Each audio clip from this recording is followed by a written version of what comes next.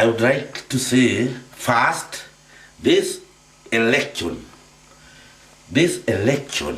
we are in week's time, that is to say next week, will not be the same as others we have done, Kenyan people have done before. This one will be the mother of all elections in Kenya. Why? Simply because this election should be viewed by the Kenyan people and the whole world as one of removing a system that has been oppressing Kenyan people for the last 44 years. I would like also to remind the Kenyan people, as I have said before in my videos, that this time they should not make any mistake. And Mr. Raila Odinga is the right person to lead the ODM because the guy is qualified. Mr. Raila Odinga qualifies to lead Kenya, and we would like, personally, I in my mind, no doubt, I have no doubt in my heart and in my mind that Raila Odinga is the right person to lead Kenya and kill this myth that we had since independence to this day, that who are Kenyans cannot lead. We want Raila to kill that myth. And if you look what Mr. President Kibaki is telling people, his vision is useless. His vision has failed. He's a failure. And when you compare Raila's vision and Kibaki, you will find that in Raila's vision, the first thing he will do is to give Kenyan people or provide them with Burma's constitution, which Kenyan people chose. But when you go back again and look President Kibaki, he has not mentioned that word draft or new constitution. He doesn't believe.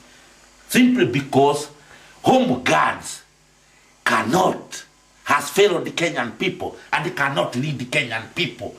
For instance,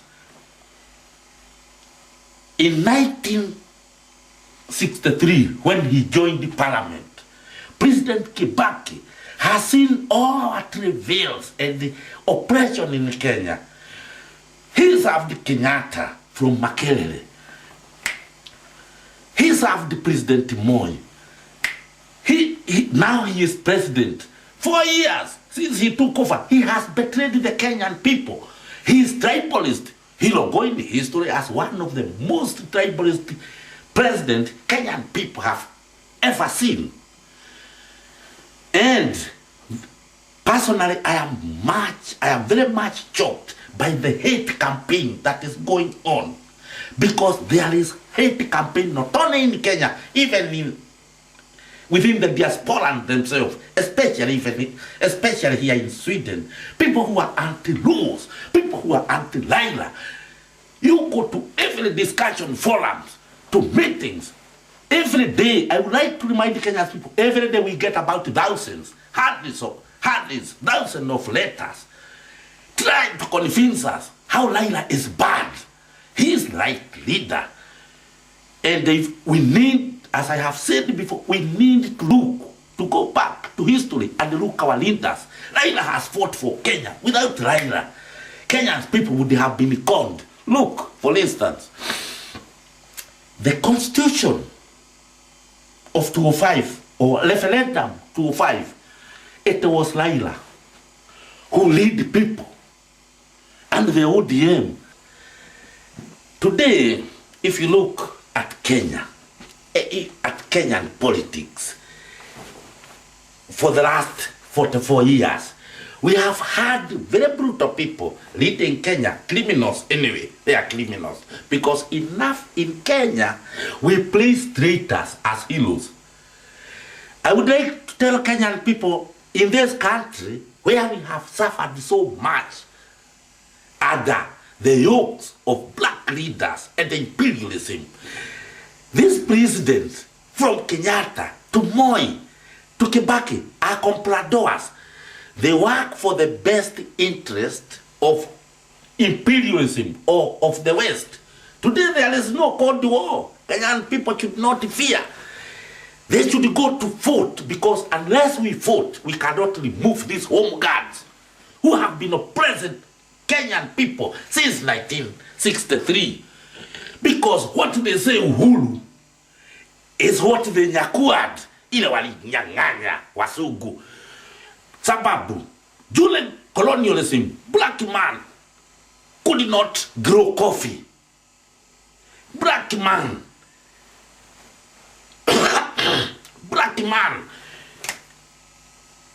could not own anything in Kenya. Everything was owned by white people. So when we got fake independence, because it is fake independence, I personally believe, not yet Uhuru. And my question is, when shall Uhuru come in this nation? Kenyan people have been suffering. Kwachiyako, life expectancy. Watoto wetu wanalia kama mengao, especially Kikuyu children. We have seen only brutality, killings, killing democracy. Divide and rule has worked. If divide and rule has worked in any country, Kenya is a good example. And that's why we Kikuyus should not fear Raila, because Raila is not a foreigner. He is a Kenyan people. It's just divide and rule and the hate campaigns. Here we live with rules.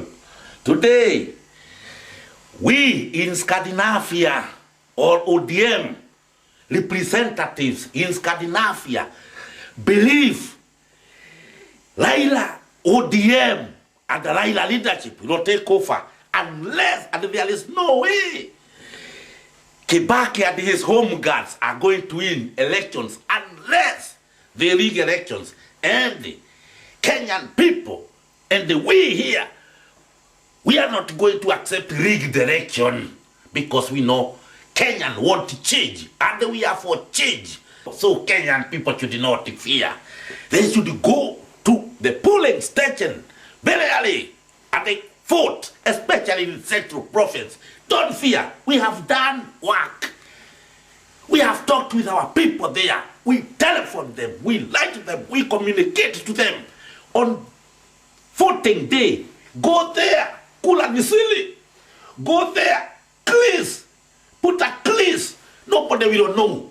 We know Michuki threatens you. He has threatened police, administration, civil servants to vote, to threaten people, and to vote for president power. As I have said, this is a real war in Kenya, trying to remove home guards, and we have to remove them. I don't have any doubt. Have to go, and we shall deal with them. The whole country is a class system. But I would like to tell Kenyan people, in this country, we have only 2 tribes. There are only 2 tribes in Kenya, rich and the poor. The rich are above the law. When they commit crime, they have money. They can hire lawyers, very expensive lawyers. They don't go to prison. We have selective justice in this country. Poor people, when they get sick, they don't have anywhere to go. Because you find government in government hospitals, there is nothing. In Kenyatta Hospital, they have stolen it. All equipments are worn out. There is only Kafenu and aspirins to cure our people, all diseases. But in the same country, you find Patels, individuals. They have their hospitals well equipped. Nairobi Hospital is for the rich.